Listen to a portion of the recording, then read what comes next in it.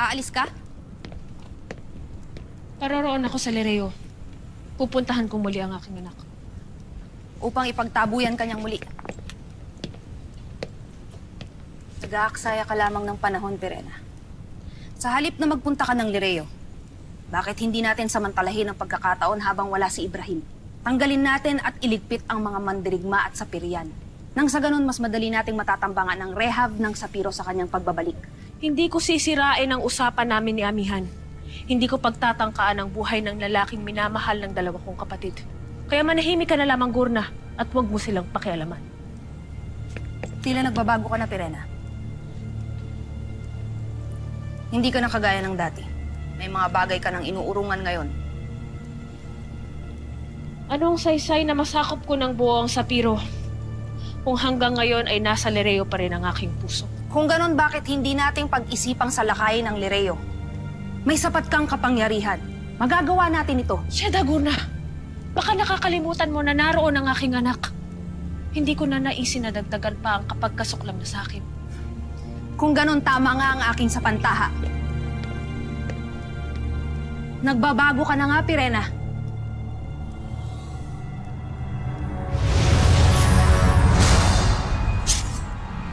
Arisala, Pirena. Natutuwa ka ba na muli mong nakita ang iyong ama?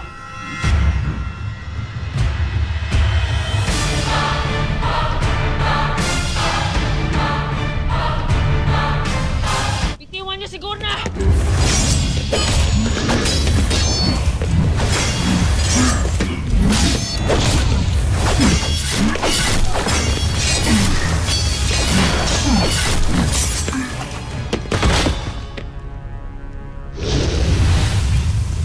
Nagpapagod ka lamang, Pirena. Bakit kailangan mo pang lumaban? Alam mo namang matatalo ka sa akin at kailanman ay hindi ka manalo.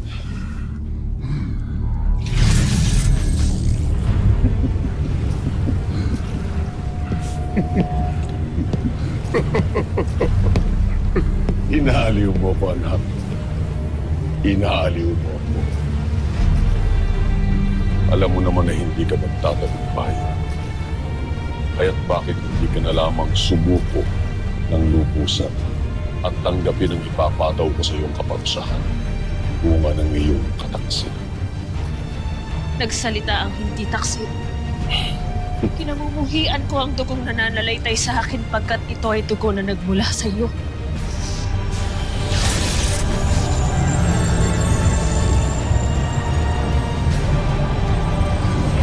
Sheda, Panginoon! Sasaktan ang sarili niyong anak. Isalayas mo, Gurna. Walang anuman, Pirena.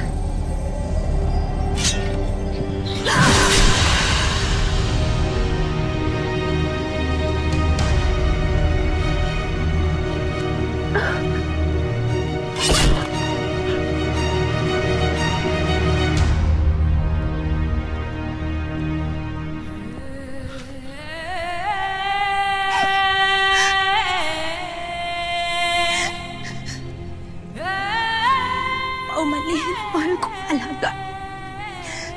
Ngunit kailangan ko lang iligtas ang aking sarili.